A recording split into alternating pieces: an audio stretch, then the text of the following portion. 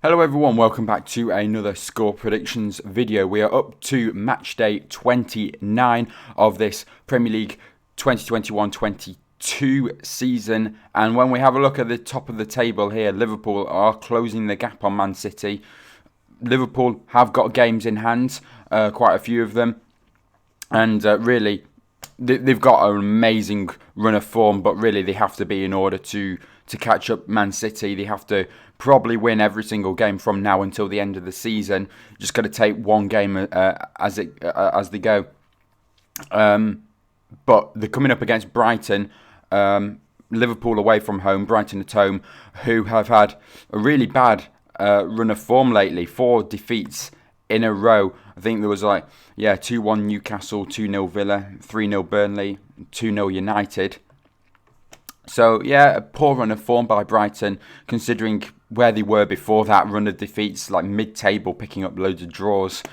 I think they'll make it tough for Liverpool. It's not going to be easy for Liverpool, even though you could say that Brighton have got a really bad run of form. I think Brighton will get a goal, but Liverpool, they have to win this one. And I think they've got the quality to outrun Brighton's defence in this game, and I'll go 2-1 Liverpool, but it won't be as easy as many people will think, but then I could be completely wrong and Liverpool just absolutely smash it.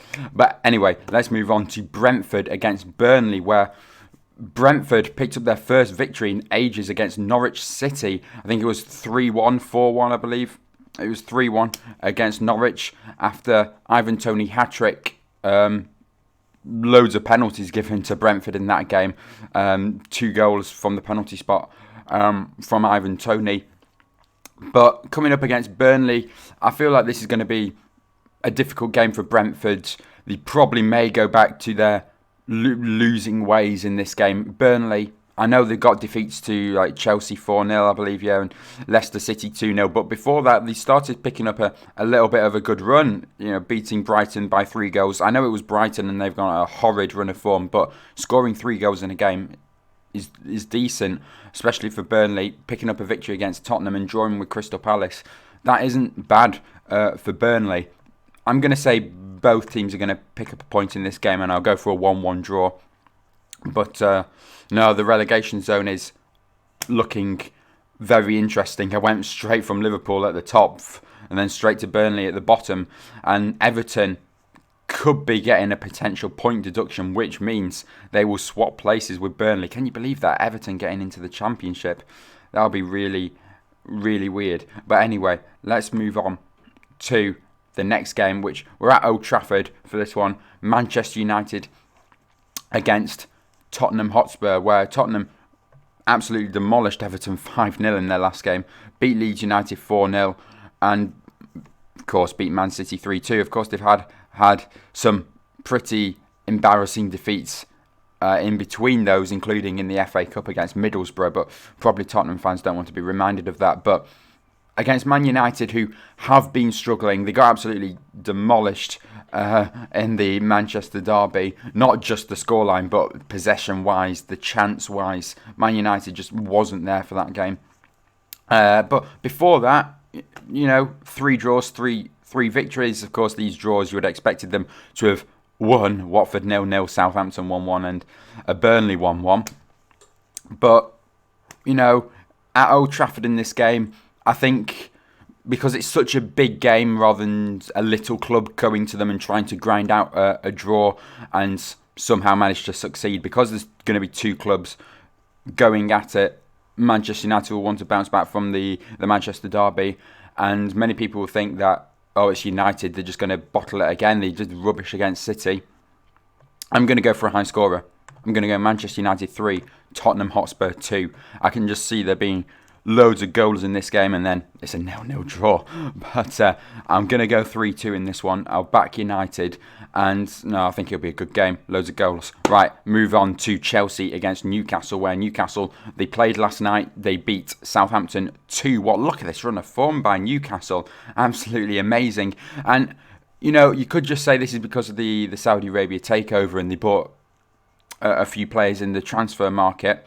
They bought, the biggest name that they probably bought was Kieran Trippier. He's out injured, The other players are Chris Wood. He isn't the best of strikers. I don't know why they got him, to be honest. They got a player from Aston Villa, Matt Targett, do believe, and Dan Burn from Brighton. So they did get quite a few players. Of course, they did get that Brazilian player as well that I cannot pronounce his name. But not outstanding signings. And I don't believe that those signings have just made an absolute turnaround for Newcastle.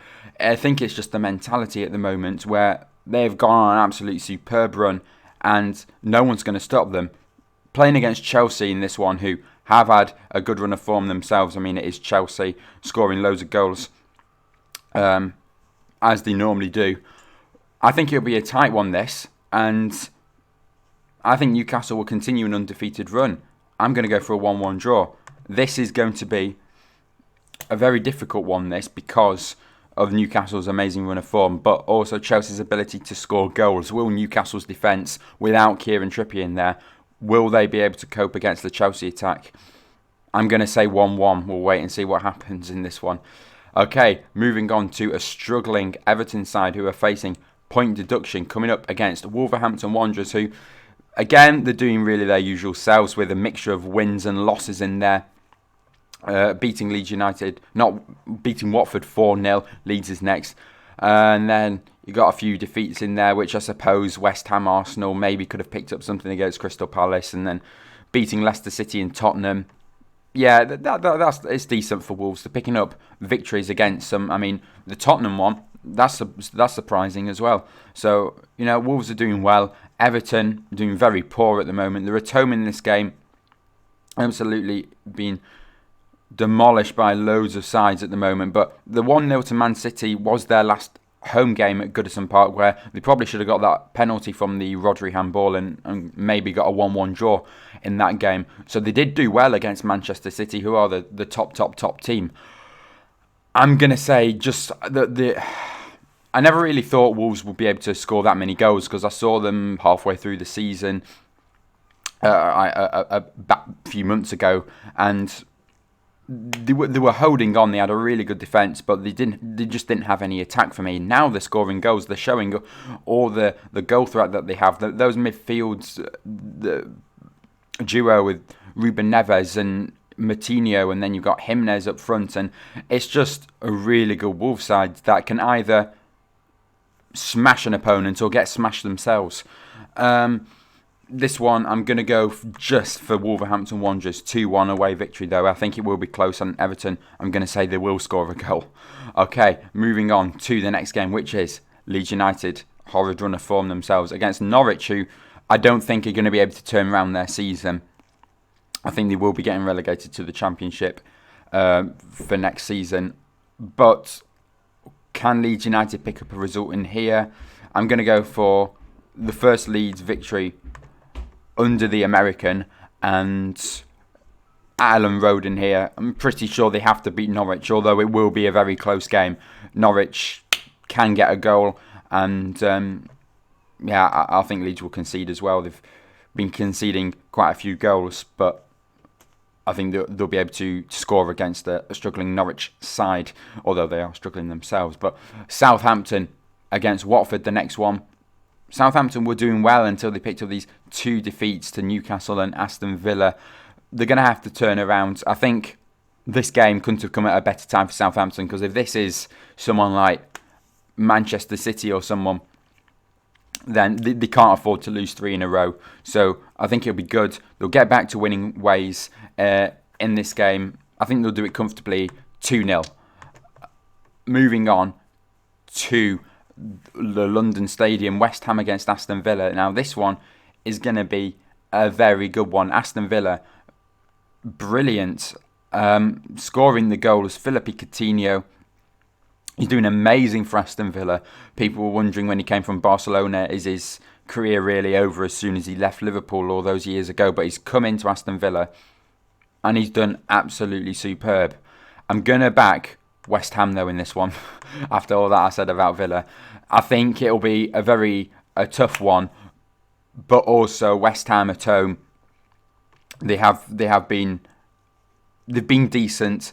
Aston Villa, I think they'll struggle in this fixture. Just the opponent, I don't know. It's just not really one of those things really on form. When you look at the squad, you can say Aston Villa's got a better squad. We don't know if Aston Villa's got a better squad, but currently they've got a squad that's picking up more results than West Ham at the moment, since Steven Gerrard has come in, comparing it to West Ham when the time Steven Gerrard came in. But the history between these two sides just suggests that West Ham's going to nick it, and I can't deny that. So I'm going to forget run of form for this game. If I'm going off run of form, then Villa's winning this. But past history, West Ham's just going to nick it 1-0. Okay, coming on to the end now. 2 final games of the prediction. Of course, we've got the rearranged fixtures, 3 rearranged fixtures from previous match days, but they are not included in this week. So Arsenal against Leicester. Arsenal, really good run of form. Got some brilliant players scoring some really good goals. Martinelli, Saka, Ødegaard, probably the main names for Arsenal. Leicester City have got back-to-back wins after that. A little bit of a...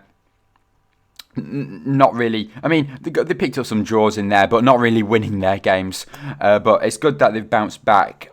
I just have a funny feeling that this is going to be an easy day for Arsenal, though. And I'm going to go 3-1 Arsenal. I'm not sure where I'm getting that from. But when you just get a feeling that some players are going to turn up, like I said, Saka, Ødegaard and Martinelli, all those players. Leicester City, they've been struggling a little bit. They can score the goals, so I think they will score a goal. But I don't think the defence will hold against some really good Arsenal players that are in form, which finishes us off with the Crystal Palace and Manchester City game, where Man City, obviously in that top spot, they just need to widen that gap as much as possible by picking up victory after victory. They have stumbled a few times, as you can see, a loss to Tottenham, a draw to Southampton, where Liverpool are doing really well with keeping their victories one game at a time. Crystal Palace in the reverse fixture of this game at the Etihad, they beat Man City 2-0. I'm going to say it's going to be the same scoreline, but to the opposite side, I'm going to back Man City